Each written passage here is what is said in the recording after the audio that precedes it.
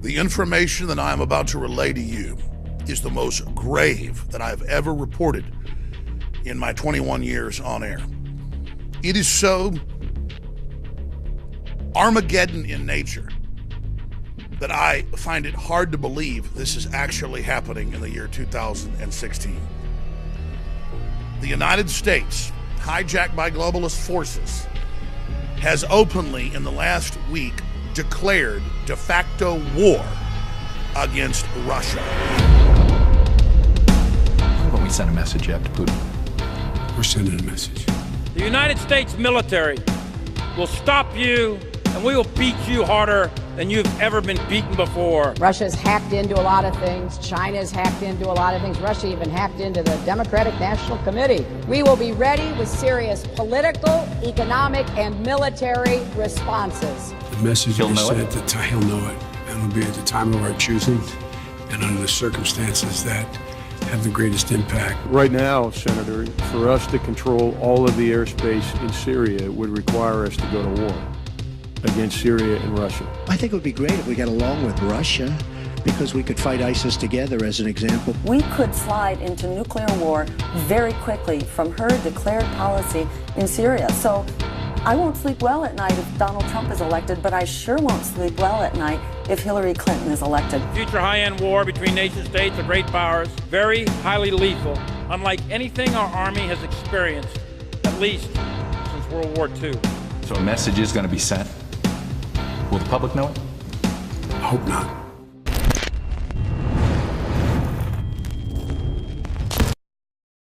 We're going to get to the de facto declaration of war and the preparations for physical war, and what the head of the Army says will have as high a casualty level as World War II in a moment. But first, the background that's undisputed. Russia only has 2 military bases outside of its country. It's not expansionist. It's fighting radical Islam around the world and should be an ally of the United States. And many of our top generals and admirals and others have been on record saying that fact. The threat is radical Islam and China, not Russia. I think it would be great if we got along with Russia, because we could fight ISIS together, as an example. The reason the globalists are so upset at Trump is they know he's being advised by the former head of Defense Intelligence, General Flynn, who exposed the fact that Obama and Hillary were expanding ISIS and Al-Qaeda worldwide 3 years ago. You are basically saying that even in government at the time, you knew those groups were around, you saw this analysis, and you were arguing against it. But who wasn't listening? I think the administration. So the administration turned a blind eye to your analysis. I don't know if they turned a blind eye. I think it was a decision. I think it was a willful decision. A willful decision to go support an insurgency that had Salafists, Al-Qaeda, and Muslim a willful Brotherhood. decision to do what they're doing. The multinational corporations that brag at the Davos Forum that they've hijacked Europe and the United States and many other Western countries are a multinational outside force, basically taking over our nations and colonizing us with their world government system. So they need to have an outside threat to fool nationalists to give up their sovereignty to globalism in the name of protecting nationalism. That's why when the UK pulls out of the unelected dictatorial EU, mainstream media claims the Russians are behind it. That's why when Donald Trump and myself and others call for restoring our borders and doing better trade deals and not ceding our authority to the TPP, they claim we're Russian agents. Because Russia itself is pulling out of the New World Order. The UK is doing it, and so are we. So if you're a foreign group taking a country over, what do?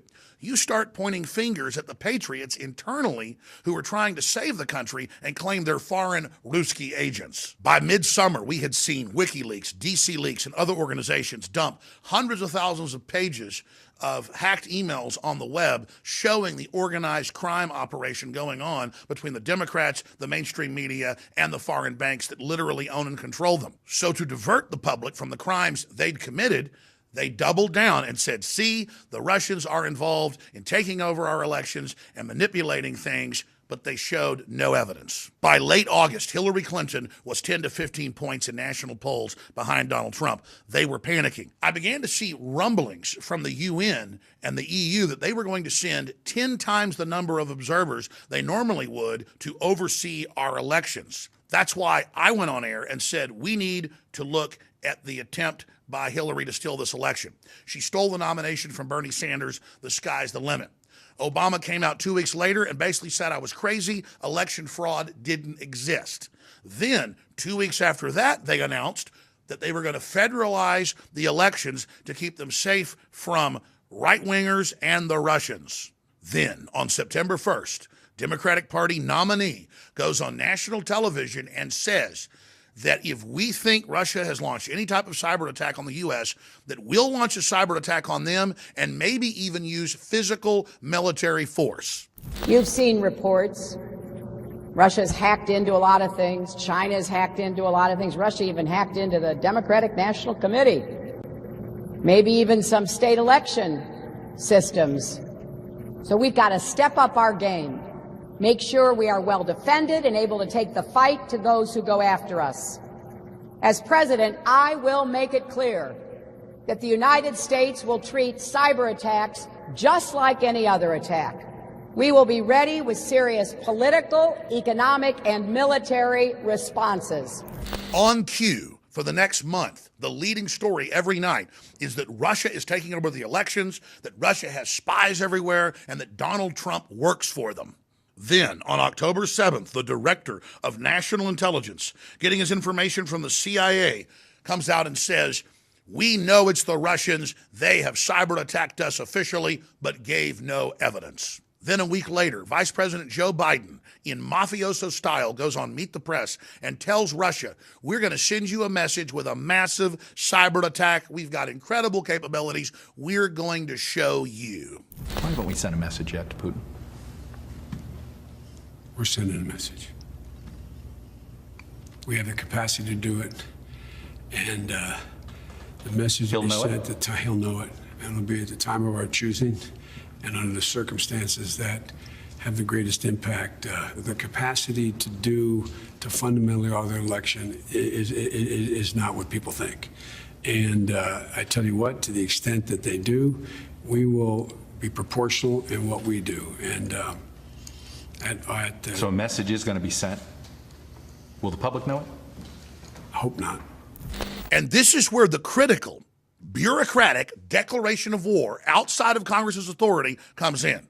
Because we have the director of national intelligence, we have the intelligence agency heads, we have Mrs. Clinton, we have Joe Biden, we have Obama meeting with top generals just 2 days ago talking about war with Russia in preparation and saying their new doctrine is, if you cyber attack us, we will cyber attack you and or both hit you with a military response, in Hillary Clinton's own words. And guess what?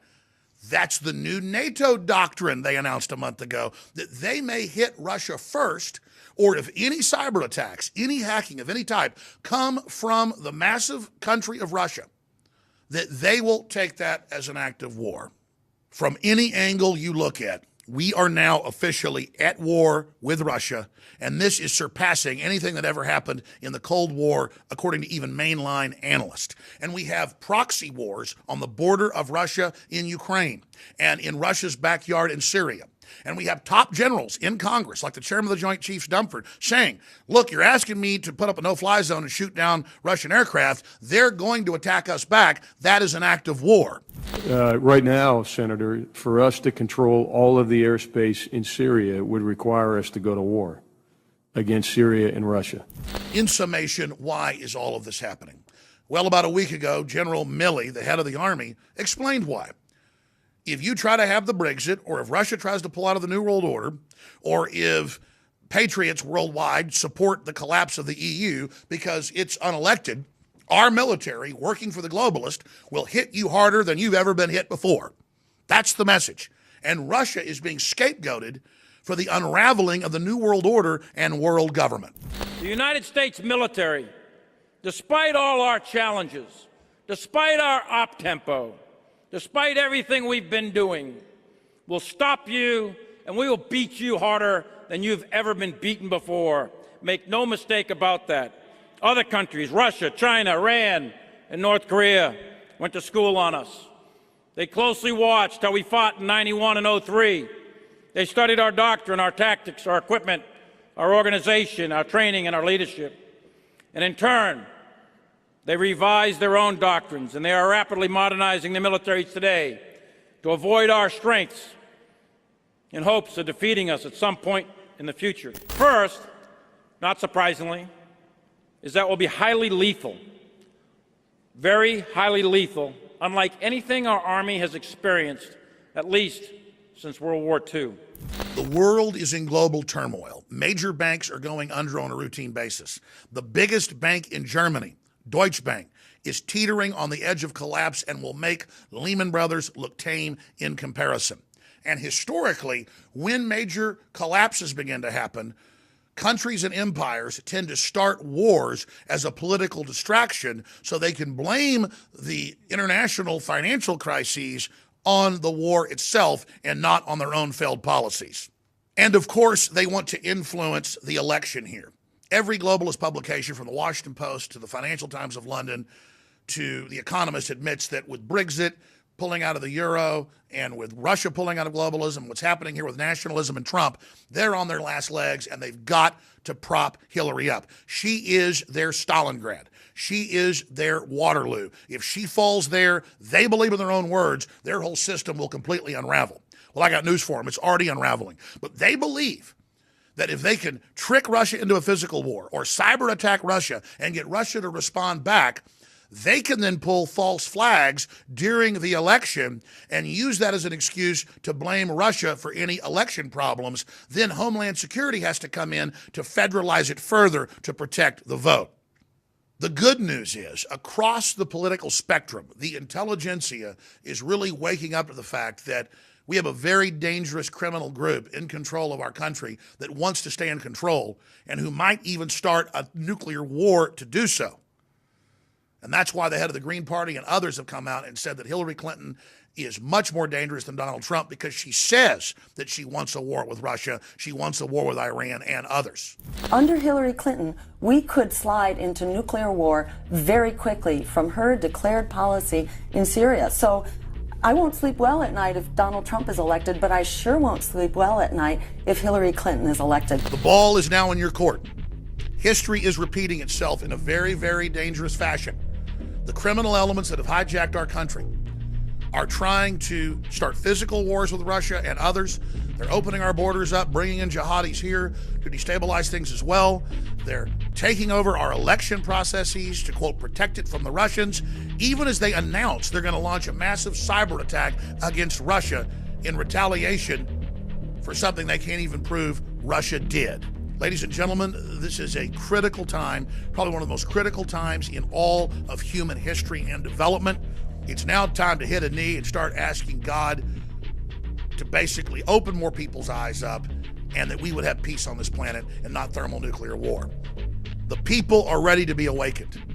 Please take this special report, email it to members of Congress, to local talk show hosts, and to mainstream media and say it's time to wake up and turn this country and the world around from the brink of Armageddon.